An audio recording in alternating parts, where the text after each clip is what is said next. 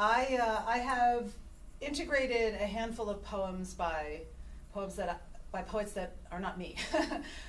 Some of my favorite poems that I felt sort of tied into the themes that I'm going to focus on tonight.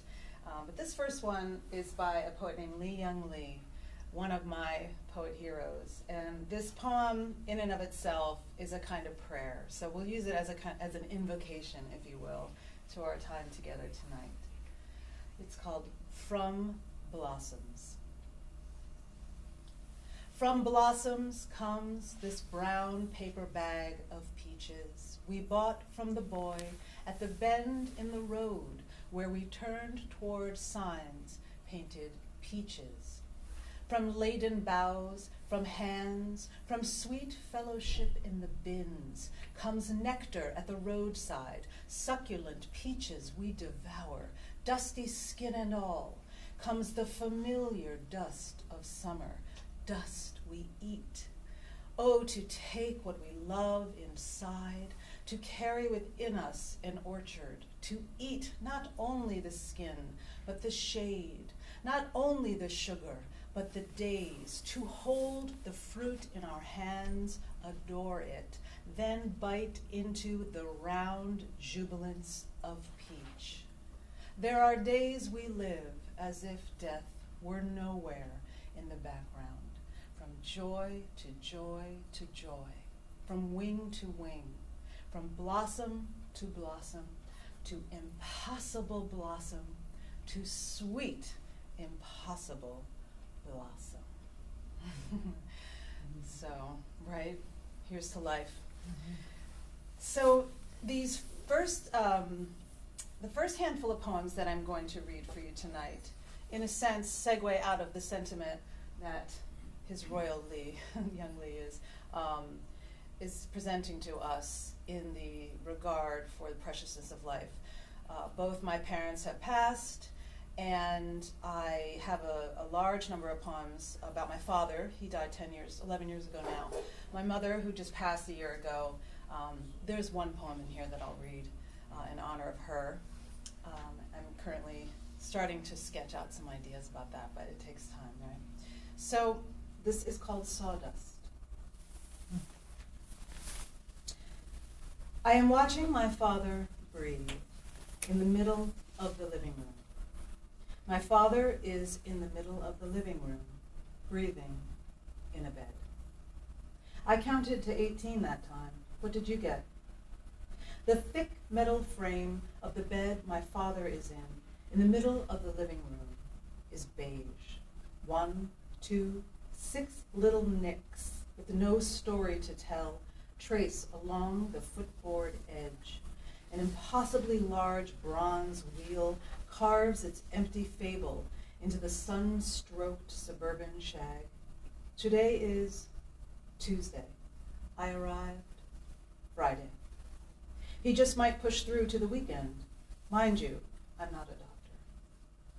I expected this gurgle. I read about it. They call it a rattle. It sounds like a coffee maker. It's not a rattle. It's more of a gurgle, like a coffee maker, working fast. There is no metaphor here. Here, where my father is breathing, only breath. He loved coffee. Loved. Do you have an extra hairbrush? I find a picture of the dollhouse my father built for me when I was 8. I am in the photo, standing next to it, leaning on it, hip against chimney, arms folded, dimples, beaming pride. The house was Tudor style. I boast of its stucco and trim. Some rooms were painted, some had real-life wallpaper. The roof was covered with black asphalt shingles, extras from Dad's workshop. I don't recall putting any furniture in the house or dolls. Yes, my father built houses most of his life. When we were young, I always loved going to visit him at work. My father is lifting and hinging a large wooden frame into place as we pull up the makeshift drive. Work boots, tube socks, tool belt, frayed homemade jean shorts. 2 men are standing next to him, laughing. One pats his shoulder, 2 taps, as my father passes by to climb a ladder. I get the lunch bags together. This house will be our house, although it seems forever away. We all stand and talk in the imaginary kitchen, bologna with mustard on stacks of raw plywood. The sun pops out from behind a cloud, and I got 22 that time. What did you get? As my father unfastens his thermos cap, always too fast, we laugh, and glimpsing his ritual grimace, twist and spill. The same? I don't know. 24 maybe. I breathe in the sawdust. These sequence of poems about my mother and my father. Some of them are a little more, I guess throughout the whole collection that I'll read to you, some are more refined than others, but are intended to be contributions to a memoir that I'm in the midst of composing. That will be a fusion of poetry, photography, and nonfiction vignettes. So it's a joy to share these. I haven't really read these in public, so we're kicking that off tonight. And I look forward to, I have some more publications coming out, but I'm just segueing, as Deb alluded to, shifting to my work as a literary artist, having worked for almost 20 years as a performing songwriter. So I think you're gonna love this next one in particular, just because of where we're from. Now don't let the title fool you. This is a really celebratory poem. Okay, so again, this one's in honor of my father, in essence, but also many other things. Flipping through the urn catalog at Baldwin Fairchild Funeral Home. Pleasant Valley. And it was, wasn't it? Driving to the feed store on Route 44, sliding and laughing on sun-hot leather as Mom took that one curve on Salt Point Road, a bit, but never too fast. Excited for the newly announced stop we'd be making at the card shop. Cinnamon and raspberry airwaves at play, candles shaped like Dixie cups toppling out of wooden barrels, rocking horses and dollhouses as high as our waists. Would they give away the cider today? Maybe. For us, it's time to go. A never-quick return of the library books. A stop at the bank of lime lollipops. And if there's time, we'll swing by Rudy's Market, but just for cold cuts and milk. I crossed my heart and hoped to not ever die. This way, I'd for sure remember. And it was like this always, wasn't it? The afternoons brimming with to and do, and yet somehow we never knew how. There'd always be time to stop and see Dad at work. Those stairs weren't there yesterday. Where does all the wood come from? Can I sit on this? We'd stay just long enough to sing him our songs. Then, as we drove away, right before we turned and lost sight of him, Dad, the size of Barbie. He'd raise one arm, hold it still, and shout. I'd learn some later day. 5:45, save me a seat. And we did. Didn't? Wait, I'm sorry. Did you ask where my father was born or from? So cheers to Pleasant Valley. I forgot to put this on for that one. This was my dad, one of my dad's had. Okay, wait, that other document, let me just see, I think, folder, okay. All right. Okay, so let me look at my set list. Yes, flipping. Now, okay, so here we go. So the next poem I'm going to read, I just have to read it. It's one of my favorite poems, and if you'll indulge me, it stayed with me so many years since I read it. Sharon Olds, obviously any poem I read by another poet, I'm championing that poet, and I hope you'll go out and find their poems. Sharon Olds is a pretty well-known poet. But this is a poem I would dream of writing. She captures some things about loss that I, again, hope to someday be as skilled at doing. This is a powerful poem. I hope you like it. It's called The Race. When I got to the airport, I rushed up to the desk, bought a ticket. 10 minutes later, they told me the flight was canceled. The doctors had said my father would not live through the night, and the flight was canceled. A young man with a dark brown mustache told me another airline had a non-stop leaving in 7 minutes. See that elevator over there? Well, go down to the first floor, make a right, you'll see a yellow bus. Get off at the second Pan Am terminal. I ran. I, who have no sense of direction, raced exactly where he told me, a fish slipping upstream, deftly, against the flow of the river. I jumped off that bus with those bags I had thrown everything into in 5 minutes and ran. The bags wagged me from side to side as if to prove I was under the claims of the material. I ran up to the man with a flower on his breast. I, who always go to the end of the line, I said, help me. He looked at my ticket. He said, make a left and then a right. Go up to the moving stairs and then run. I lumbered up the moving stairs. At the top, I saw the corridor, and then I took a deep breath. I said goodbye to my body, goodbye to comfort. I used my legs and heart as if I would gladly use them up for this, to touch him again in this life. I ran, and the bags banged against me, wheeled and coursed in skewed orbits. I have seen pictures of women running, their belongings tied in scarves, grasped in their fist. I blessed my long legs he gave me. My strong heart I abandoned to its own purpose. I ran to gate 17, and they were just lifting the thick white lozenge of the door to fit it into the socket of the plane.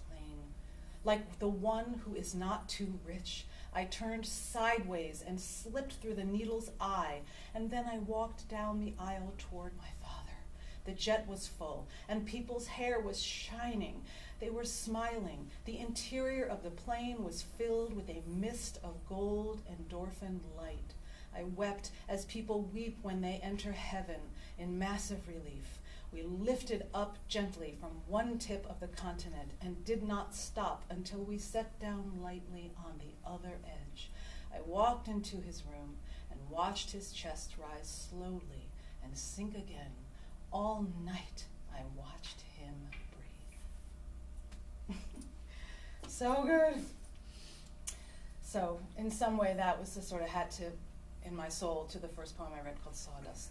So one more in our section about familial loss, we'll say. And this is in honor of Mom. Life support. I felt so big. I was so young. What does a bank do, Mom? Mom, what is a bank for? I loved it when we went inside. There was always a long line, twisty, like the road to Candyland. You'd talk a lot with a lady who came out from behind the puppet show wall. I'd fall asleep on your hip. I never saw any puppets. Most of the time, we'd go to the drive-up window. You made sure I saw the clear jar with the money get sucked up into the tube that went over to the bank. Today, I flip through Polaroids in shoe boxes, hanging on for dear life. This one, who took it? I'm so big. My head is bigger than yours. I must have been so heavy on your hip. But there we were, you facing one way, me the other. Today, you're asleep on a spaceship. You won't go to AA, I know, if you pull through. Will all the tubes work? With Dad gone, you're lonely and losing money, I know. I'd like to tell you if you pull through. I'll never find a space as warm, as blanketed by grace. Sorry. As the nook of your neck. Look, here in the photo, you can see that's where head and heart connect through a vessel that carries blood. That's how they speak. So I have the photo. I thought you'd like to see it. So good. So, thank you, Mom and Dad. And we have a rich heritage here in the Valley. Some of you may have seen my Facebook post. Gasparro's Bakery, which is just a little bit that way towards this train station, is still in operation. My father's father came over from Italy. They opened it, I think, in the 40s. And the recipe is still the same, but it's changed ownership. But if you sneak down the alley and you tell them you know me, they'll probably give you some bread.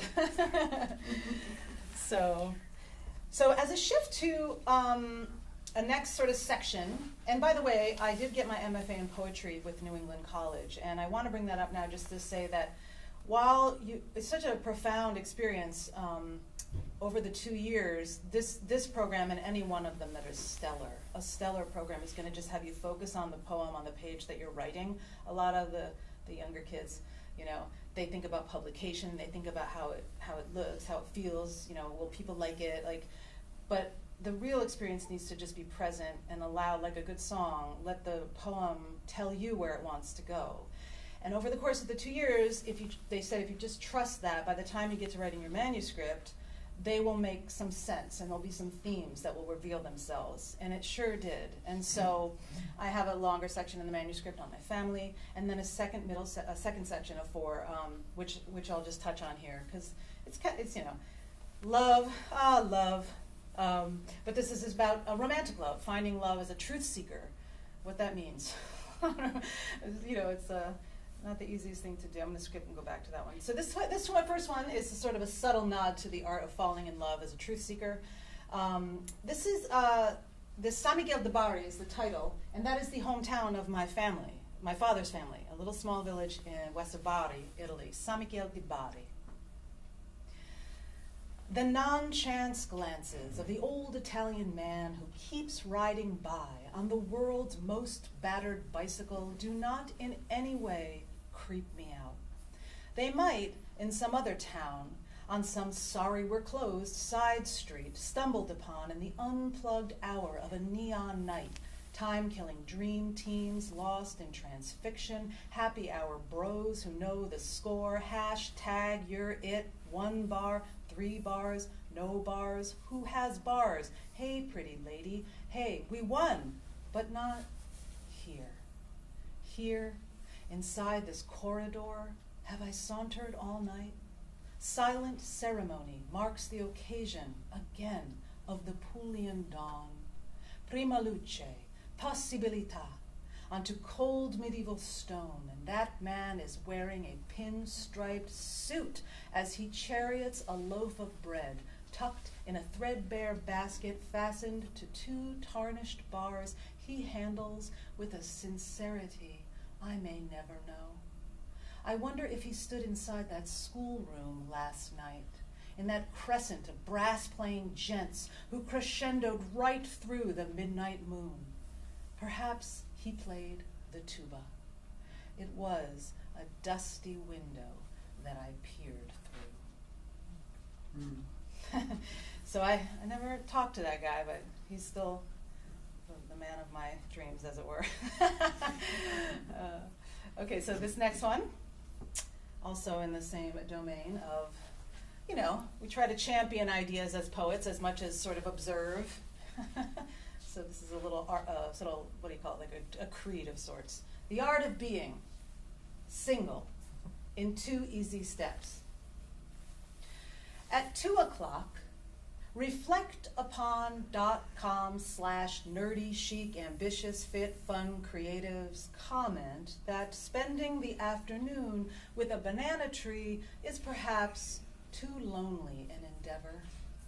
Then at 2:13, witness as the southern sun contorts the vision of your someday lover's form into the curve of a crying or a euphoric palm, and as tall bands of restless shadows groove into the trespassed beachside lawn, sway a while, stay a while more, grateful to know it isn't and it is. Every waking day you are the chance, the choice taken, given to sitting still.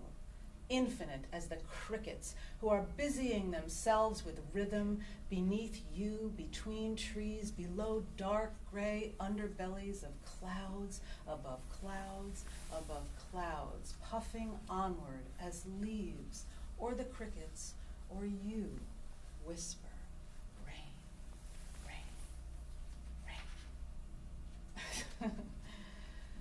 So,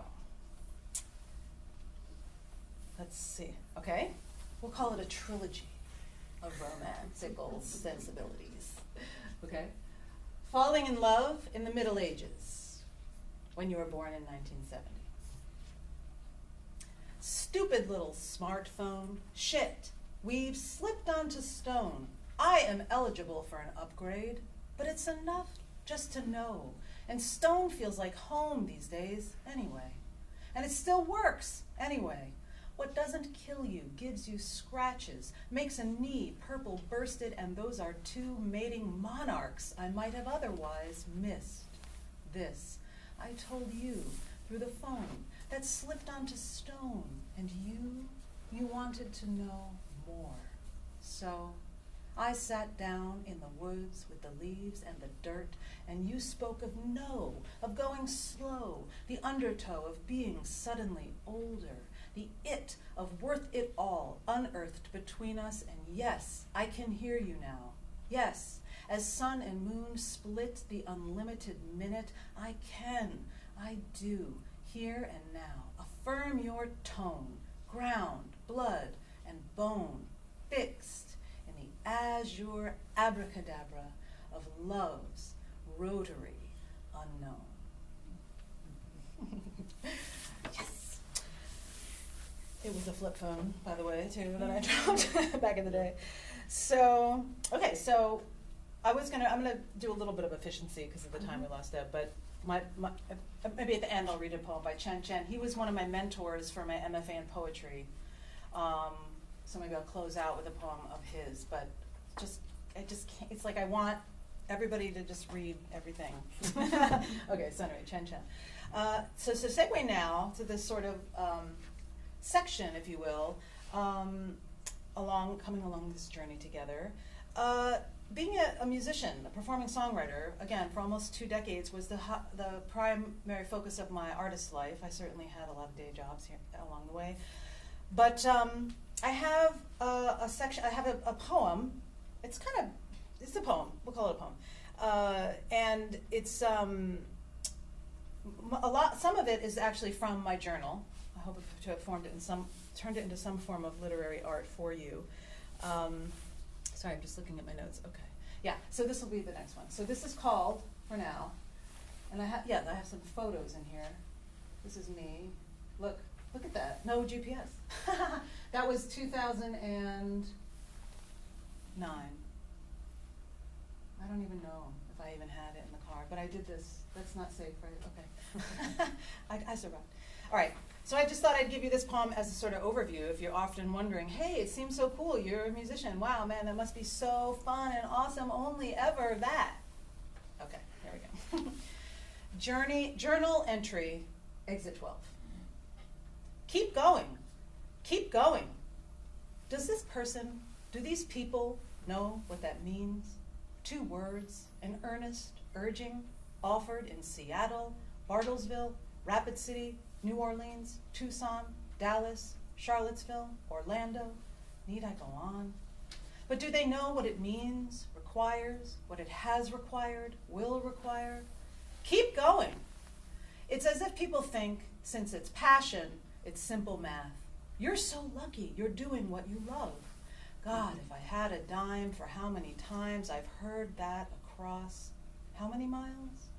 9,432 miles. This year, so far. Keep going. 4 months to plan. $3,000 made over 32 days. Keep going. $400 to my name. 88 keys lifted into a rented car. Keep going. 88 keys lifted out of a rented car. 0 cell phone service at 11 p.m. on a 14-mile gravel road in the middle of where the hell am I, Colorado. Wait, is that a bear's ass? Keep going. Ask for egg whites. Be looked at like a Martian. Although, Idaho, thank you for the Denny's. Keep going. 4 hours is a good night's sleep. 8 people are at the show. Keep going. 1 venti dark roast, no room, please. 1 gazillion tiny white asteroids darting towards me through the black hole of night at 8 p.m. on December 8th. Wait, 9th. Keep going. 30 miles left when the gas light comes on. 30 miles, I swear, 30 miles is what the internet said. 30 miles is standard for all cars. There are 33 miles left to Cherryvale, Kansas, birthplace of Vivian Vance, and wholly speculated Jesus' death age. There is a God, I made it, and I love lucid dreams of getting to the venue with time enough for a nap. Keep going. 500 feet, I don't know. It feels like it should be longer. Is this the turn? Oh, hello, cow, an abandoned since 1926 factory. Keep going. 2 people have called since last Tuesday. Keep going. 2 people at this diner. Both of them work here. Both are named Al. Wow, isn't that crazy? Hey, where are you from? Anyway, is that sheet music? I played the oboe as a kid. 2 people named Al. Both buy my CD. 2 people who enter and sit next to me at the counter with my oh-so-fluffy woo-woo egg whites. Yes, Omaha. 2 people who would love to come to the concert. Yes, here, write the name of the venue on this napkin that I am now, 2 hours later, stepping on as I leave the diner and walk to my jam-packed economy rental car, thinking of 2 people on the other side of the country, a woman and a man who are right now in this unknowable wonder space ever widening at the bottomless core of the infinite continuum called 9 p.m. Eastern, 8 p.m. Mountain, 7 p.m. Central, 6 p.m. Pacific. They sit together in agreeable silence at a round wooden table, the man crafted with his own hands. They sit right there, 10 years into their marriage, 35 years ago, yes, 3,000 miles east of this jagged Pacific coast ledge I claim as my sundowned own for a bone resting spell. They are settled inside an eat-in kitchen overlooking a pool, a room 10 feet by 12, and she's cutting coupons while he glues a broken picture frame into place. And it's enough for them to know the phone will ring at some point, and it will be me, plus the sea, plus infinity, and it will make them whole to learn that I have eaten. How many people came to that Colorado show, the one down that long gravel road? 100. Oh, that's good. What about the Art Center in South Dakota? They've got some website. That place looks really nice. 78. The venue was packed. I was so touched. There was a grand piano. I received a standing ovation. Well, happy birthday to you. All of this radiating like starlight into my now 41-year-old ear as I sit in silent stillness, easy breezes greeting me atop this rock, some 200 million years old or young, set above a shoreline on a planet made of 71% water that rotates 24/7, approximately 93 million miles from the sun. Honestly, it's enough to make you weep and throw in the towel and head for the hills, but Enterprise rental near me. Search. Last I remember, it's 4 hours to San Jose, and a check engine light doesn't do poetry. That's all those pictures I took, so pretty, they're upsides. So you guys want to go out on the road? What do you think? How you feeling? All right. So I'm going to segue to this sort of last category, which is just the life. I mean, I guess in essence, any poet is writing about the life of an artist because we're observing things as artists, right, as humans. But I think that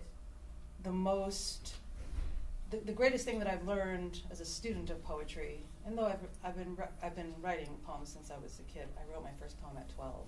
It's published in a book that I made. I'm super famous.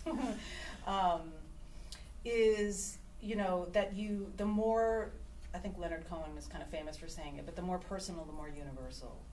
So I'm hoping that through my narratives and my observations, that you're finding some identification with some messages of gratitude for this artist's life. It's it's something I want to expose, but also never without appreciation.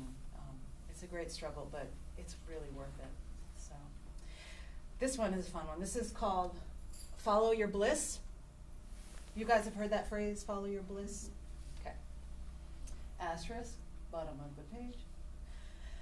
Due to the thousands of applications we receive, only applicants being considered will be contacted. Please do not call.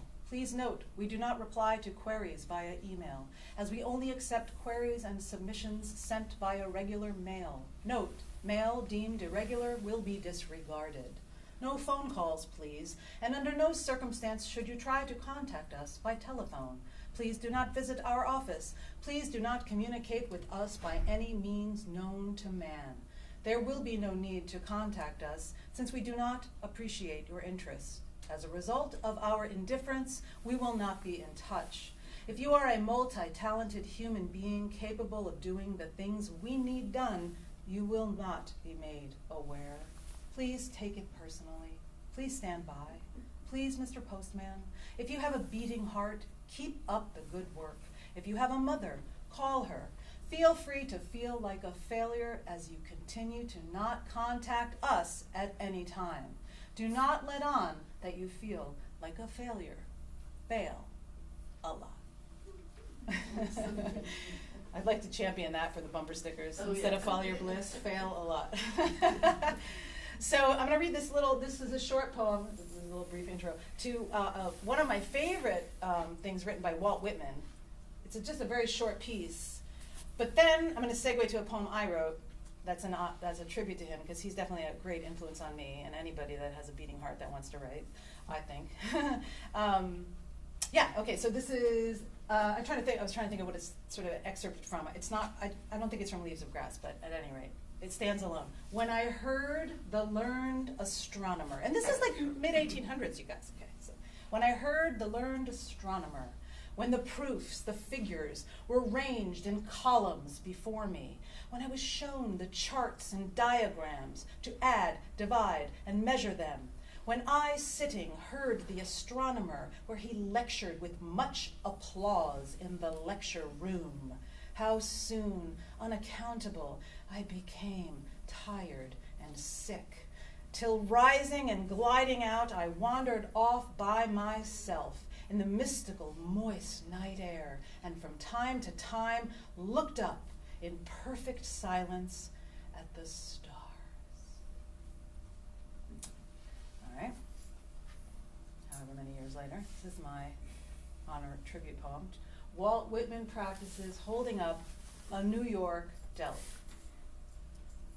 You grab that tiny crate of clementines. You hand me that deodorant. No, make it a tomato. Yes, that oblong, slightly rotted one. And while you're at it, dip your notions of hope into that Sabra hummus. Behold, camarados, take off your clothes, have a seat. Let's talk of moles. Everything is headline news. When you think you're about to be dead, come on, people, cool it. Remain calm. Compose your soul before you do or do not die. Let's sweep the nation into that dime-stored dustpan and speak only of dreams while we still can, of ants, moles, cracks in the sidewalk, in faces. There is one in everything. Listen, nobody make a peep. To the roof, let's go. Bring your multitudes. We're not coming back. You, there, with the pungent pits, I beseech thee, king, undrape. And you, there is air among us, a you, impotent, loose in the knees. Open your scarfed chops till I blow grit within you. Spread your palms and lift the flaps of your pockets. I am not to be denied. Step forward. That's right, everyone, look alive. Atoms, strangers in boots, look as alive as you can, and nobody gets hurt. I hope I'm in that deli. All right. What's happening? Oh no. Okay, here we go. What's happening again? Okay. So when I was, where's the art of disappearing? Oh, that's in the other document, right? Okay. So one of my also great influences is a poet named Naomi Shihab Nye. And I'm going to read a poem of hers now called The Art of Disappearing, which things are disappearing. It's so strange. All right, hold on. Let's hope it's up here. Okay, good. All right, so segueing into some poems sort of about stepping away from the artist's life, so to speak, proper.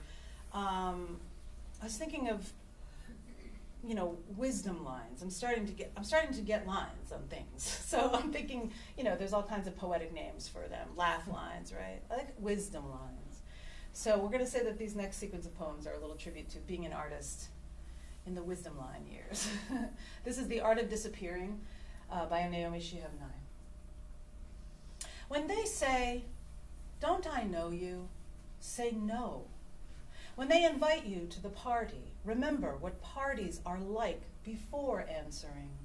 Someone telling you in a loud voice they once wrote a poem, greasy sausage balls on a paper plate, then reply. If they say, "We should get together," say why. It's not that you don't love them anymore. You're trying to remember something too important to forget. Trees, the monastery bell at twilight. Tell them you have a new project. It will never be finished. When someone recognizes you in a grocery store, nod briefly and become a cabbage. When someone you haven't seen in 10 years appears at the door, don't start singing him all your new songs. You will never catch up. Walk around feeling like a leaf. Know you could tumble any second, then decide what to do with your time. Preach, it's kind of like a sermon. So this is how I spent my time in Iowa. When I toured the country as a singer-songwriter, I did a concert in an apple orchard that this married couple owned and kept, and they had a small farmstead, and they did concerts. They hosted concerts from time to time, and we became immediate friends. And that was in 2009. We kept in touch. I went back and got my bachelor's in writing. It became 2013, and I was looking for a job in the city. I couldn't find one. We were catching up on the phone one day, and they said, we always love to have a writer in the house, so you're welcome to come. So I sublet the apartment, thinking it'd just be 3 months. Ended up staying a year in Iowa. And so this is a sort of gratitude poem to Doug and Michaela, who were my hosts, in fact, for a year. Self-directed study. There is a prepubescent rooster working hard beneath my window to find the pure iambic pride of his iron-hearted crow. Every day at 8 a.m. and then again at 10, I hear his lame, limp rhythms, shaky at best, the reviews would say. But who reviews things born of homegrown orchards? The only audience, apples. And even the attention of cultivated fruit sways in the instance of October wind. Still, he forges on, my self-sequestered chum, and as the crackle of his doodle grates against his cockadoo, I shift, unnumb my leg, and lift my pen again. The bracing airwaves are shared decree until I feel a chill, close the window, make the bed, pour more coffee, all the while outside in the dirt down below. Mistakes, attempts, mistakes, attempts, attempts, mistakes, attempts. Voila! November. Snowfall. Somewhere in the orchard, a voice ripens. I got to name the rooster too Shakespeare. So they still call him Shakespeare. He's still going strong. So let's see. Oh yeah, let me read one short one from here. And then I had 2 more. Deborah, do you want me to wait and kind of come back to them, or? Yeah, right after the. Okay. So this, I just want to read a couple of things from this book. I want to champion this book too. It's called A Book of Luminous Things. It's an anthology, and Cesla Milos edited it. And it's really unique because he sort of gives these really poetic vignettes that talk a little bit about the poem and the poet. And he's an extraordinary writer, so those little vignettes are really captivating as well. And it just it lends a power to the poems themselves. And so this poem it was written by a Chinese emperor, actually. So it's interesting because I don't know that he was sitting down, in what century was it? I forget what century, like 8th century or some long time ago. I don't know that, Chuang Tzu was sitting down going, I'm going to write a poem. But they would write things down that were just poetic, So this is a translation from the Chinese by Thomas Merton. And it's become my signature, my compass. And I invite you to consider it. It's in the world today that we live in, which everything is super fast-paced and super out there and kind of look at me and look at my life. And thinking of having as opposed to being. I want to read this with extra oompa. The need to win. When an archer is shooting for nothing, he has all his skill. If he shoots for a brass buckle, he's already nervous. If he shoots for a prize of gold, he goes blind or sees 2 targets. He is out of his mind. His skill has not changed, but the prize divides him. He cares. He thinks more of winning than of shooting, and the need to win drains him of power. So good, right? So, especially with the state of the world today overseas. So, and then we'll segue, and I'll come back with a few of my own poems. They're so wonderful. So this is a translation from the Polish Anna Kamieńska. This actually is called A Prayer That Will Be Answered, and you don't want to give too much away. But when you're not reading a poem and you don't have it before you, you're not spending time with it. I'm just sharing it with you verbally, so I don't know that you would catch this. And it's an important thing I just want to share that's sort of behind the scenes of the poem. The last 2 lines, it's a declaration for the poet, I'll say it's the poet herself, so the poet is looking to stand for truth, and she has this beautiful metaphor for it. But I just, again, in this world today, blips and blurbs and everything being very shiny, I just want to champion presence and the truth, and hope to wake people up to some insights along the way in sharing my poetry. So in honor of Anna Kamieńska, I share her sentiment, and I gift it to you, hopefully, a prayer that will be answered. Lord, let me suffer much and then die. Let me walk through silence and leave nothing behind, not even fear. Make the world continue. Let the ocean kiss the sand, just as before. Let the grass stay green so that the frogs can hide in it, so that someone can bury his face in it and sob out his love. Make the day rise brightly as if there were no more pain, and let my poem stand clear as a window pane bumped by a bumblebee's head. So to the window panes of art, yeah? So I believe that, oh, thank you. I put my dad's hat on. Is that okay? I think there were a few people that were going to read their own works, yeah? Yeah. Take it away, Deborah. Just want to take a picture. So, I think I'll just read one. And am I in the spotlight? That I don't really care to be, but I would just flip to your right. this way? Yes, thank you. Oh, there you go. Okay. So this is a prayer, and I called it "The Russians Are Coming." Let us pray for the Russian people. They have been the poorest of the poor, materially and spiritually far too long, ruled by the richest man in the world, Vladimir Putin. His net worth is elusive, estimated to be between $200 and $600 billion. 1 of 4 people resort to outhouses. Flushable toilets and soft toilet paper are luxuries. The water is polluted and undrinkable. A visiting plumber from Russia was asked by a U.S. plumber, what was it like working in Russia?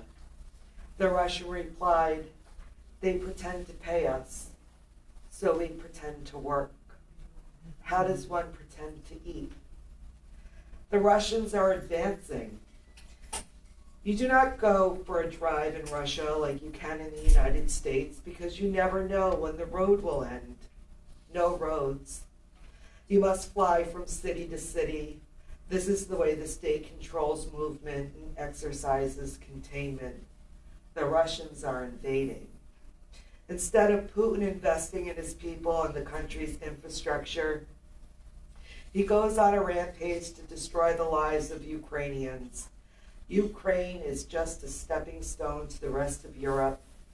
Putin wants the whole world, and he cannot even guarantee roads, indoor plumbing, or drinkable water. The Russians are here. They are the new proud owners of Brooklyn. They say even the dogs on Brighton Beach speak Russian. Let us pray for our neighbors. It's beautiful.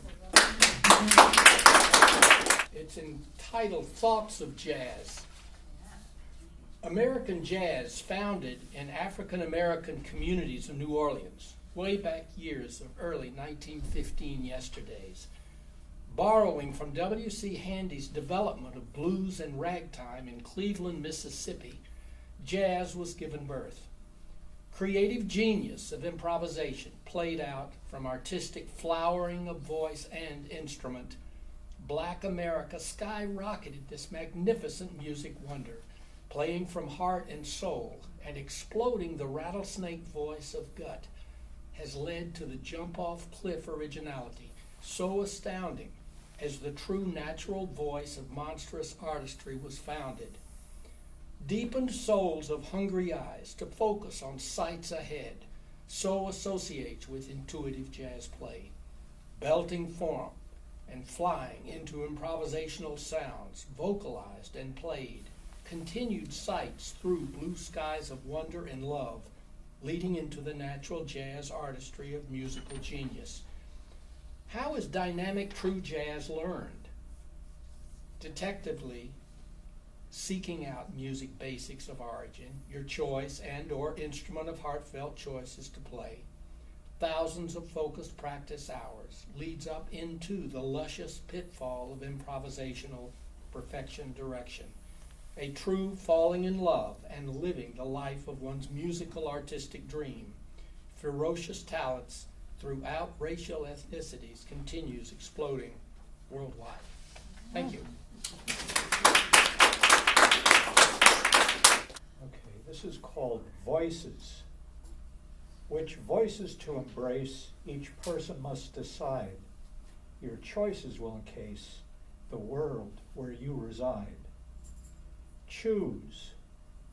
Voices of certainty, parroting dogma that say, cigarettes don't cause cancer. The sun orbits the earth. Global warming is a myth. The world is flat. Loud voices filled with absolutes, ideas based on assumptions or self-interest, regardless of the facts. Their conclusions are unquestioned. They will never change their view. Or choose voices seeking truth, whatever the result, including Galileo, Ravel, Copernicus, Newton, Darwin, Eratosthenes, Kepler, and Hutton.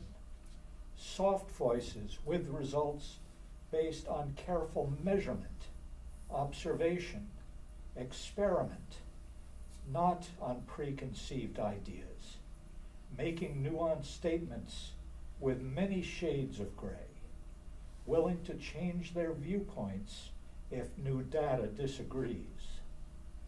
Choose carefully, my friend. The future depends on you. What message will you send? Which voice is clearly true? So that's voices.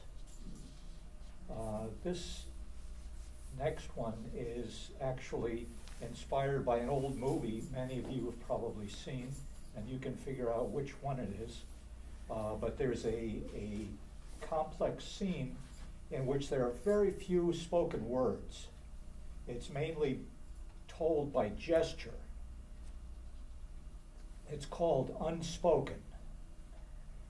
Unspoken gestures and expressions are often more eloquent than words.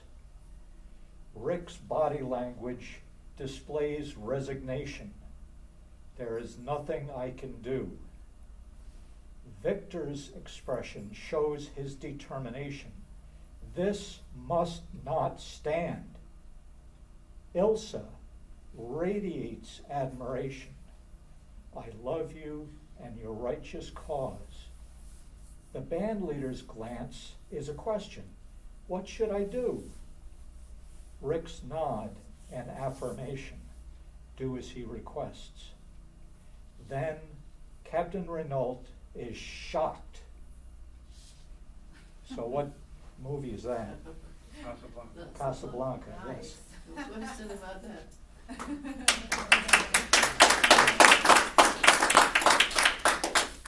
Well, in homage to what we're doing today, poets feed my soul. Long gone are the days of required rhyming schemes, replaced with two-line hitters, metaphors, similes, hyperboles, and stanzas, so awe-striking that, oh my, damn you beautiful poets feed my soul. Never did I, in previous times, recognize how my soul craves and craved such elegance, accompanied by the yearning of any artistic expression, making my heart pace, speed up and slow down at the same time.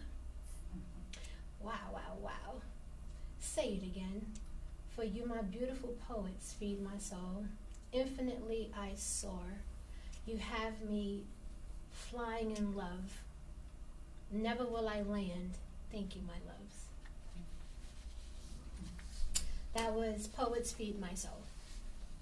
And then I have one that's called What's Going On? What's going on with humanity? Scarcity is all I see. Depopulation plotted and carried out by immature adults and young ones. Still, we attempt to be fruitful and multiply, causing generations after generation to get the short stick of the bunch, which gets covered in some candied bullshit to make it appeal as if, when in actuality, it is a strategic illusion to corrupt our beautiful children. Simply put in Langston's beautiful voice, what happens to a dream deferred? Society leaves trails of tears fallen, lost morality, lost principality, often lost hope shoved down our throats. What are we handing our children? Once again, out blatantly, having to fight racism, inflation, depression from worry or ostracism, murders, high-cultured versus low-culture, ancestral patterns never broken nor healed, human trafficking, pedophilia, judgment of financial class, gender selections, sexuality. Must I go on? What the fuck, people? We need to do way, way, way better. Once again, what are we handing our children? This is my first time reading that part. You're doing great. What are we handing our children? A world where individuality is frowned upon. Do you know how boring this world would be if we were all the same? Even the one who created the universe, you, me, and I'm pretty sure a whole bunch of other things, feels that's boring. Hence, individuals being created as individuals, even identical twins, are different.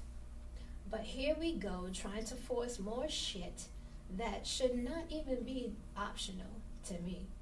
Mirrors are reflective of self, which to me should be the only thing exactly alike. To many people suffering, while the majority of the wealthy ignore, but yet the ability to be nosy exists. And judgment by man, shaking my head, what goes on, or should I say, what's going on, humanity?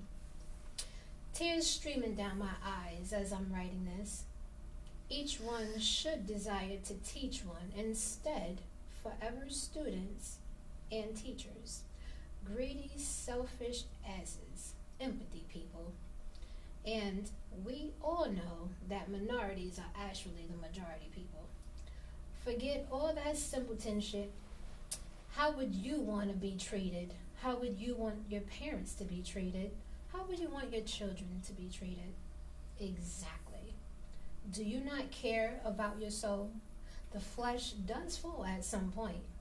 Man, I pray I leave my imprint on this earth, and my words do not fall upon weak minds. What's going on? Thus says the Lord, my Alpha, my Omega. Live, make alive, breathe now. In his beautiful Son's name, may he breathe on all of us.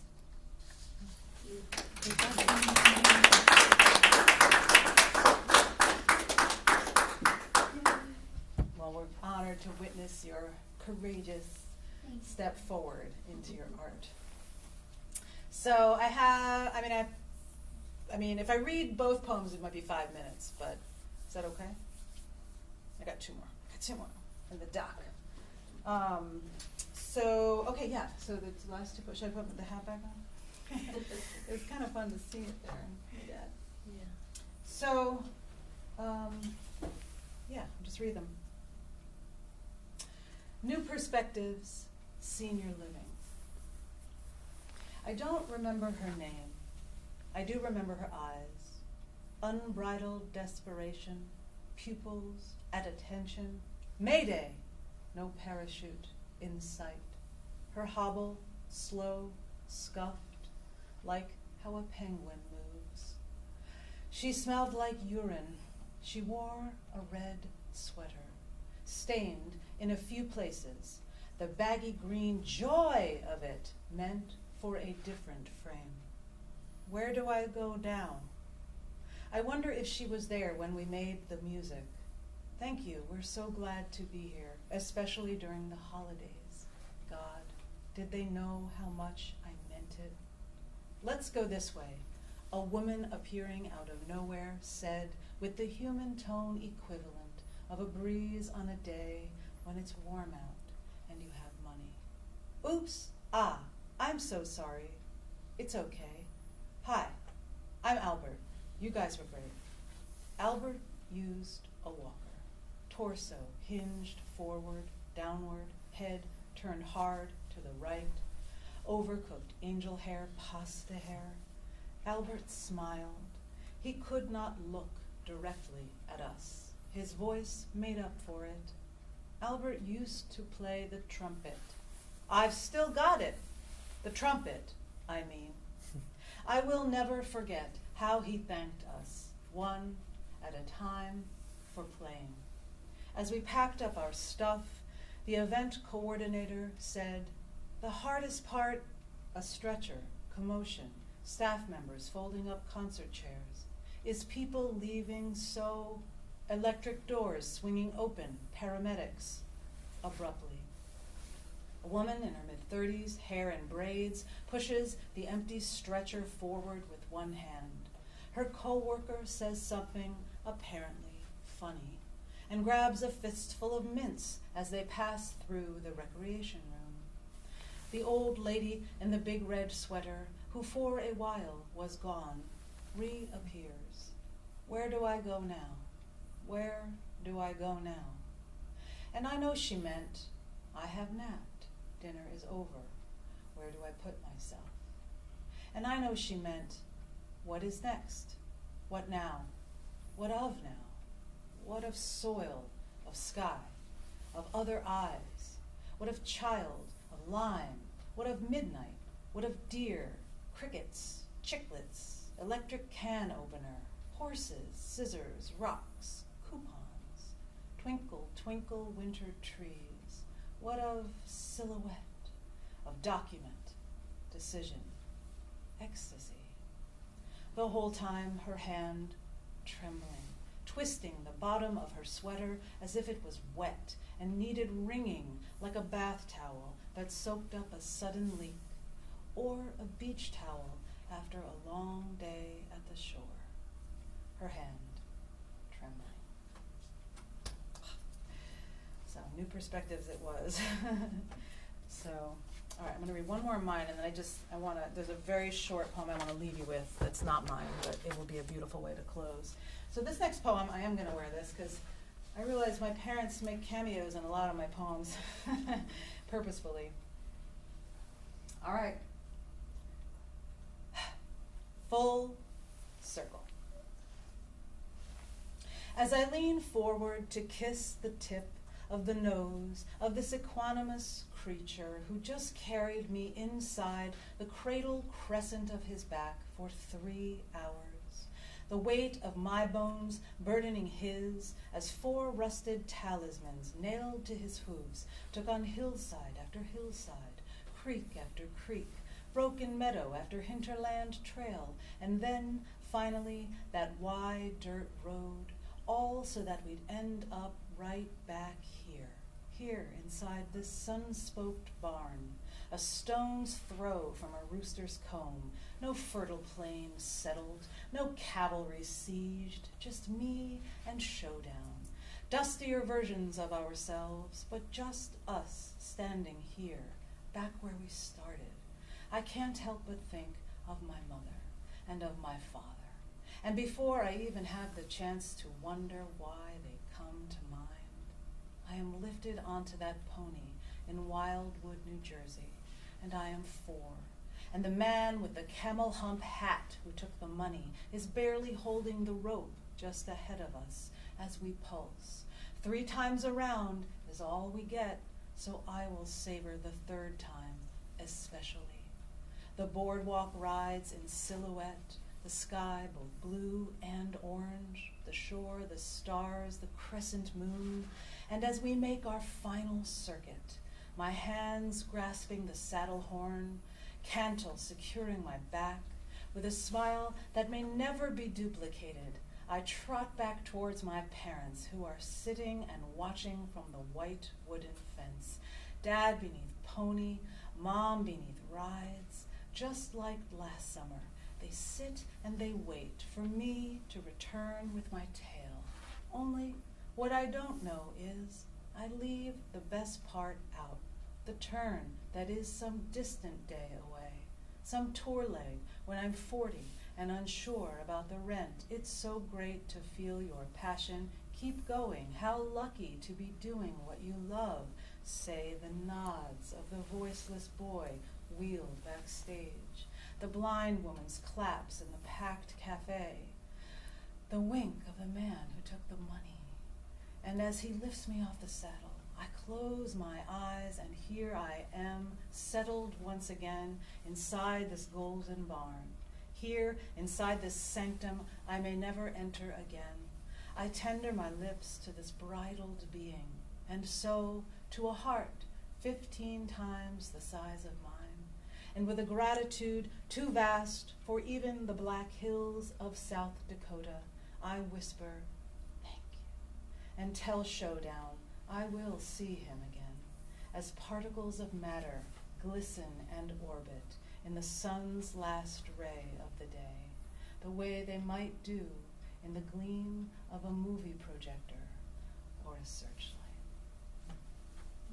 I have a picture I have a picture of that moment when I'm kissing the horse, so I wish I could get it all to you. I don't know, maybe Deb can email you guys. No, you didn't register. Well, anyway. If we meet again, I'll bring that picture. So now I've got you lured into our next meetup already, right? So, E.E. Cummings, probably some of you or all of you know who that is, right? He's a great influence on me as well. While he is very, very playful in his language, don't be fooled. He's very deep and very much, again, also a preacher of sorts, championing a life lived fueled by truth over fear, presence over future objectives.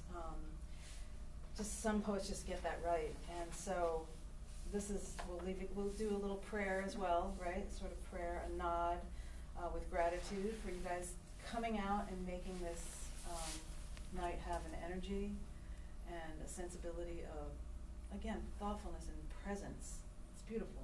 So thank you for being here and activating my poems. They're nothing, right? We were talking last night at the class. They're just words on a page until they're received by other people's minds and hearts. So thank you for lending yours, and thank you, Deborah Schoen, for inviting me to speak and read and be with you guys. It's an honor. Thank you for sharing you. Thank you. Okay, so he did not title his poems. He doesn't have time for titles. Let's get to the heart of the matter here, right? Okay, so this will be our toast, our poem toast for life. May my heart always be open to little birds who are the secrets of living. Whatever they sing is better than to know. And if men should not hear them, men are old. May my mind scroll about hungry and fearless and thirsty and supple, and even if it's Sunday, may I be wrong, for whenever men are right, they are not young. And may myself do nothing usefully, and love yourself so much more than truly. There's never been quite such a fool who could fail, pulling all the sky over him with one smile.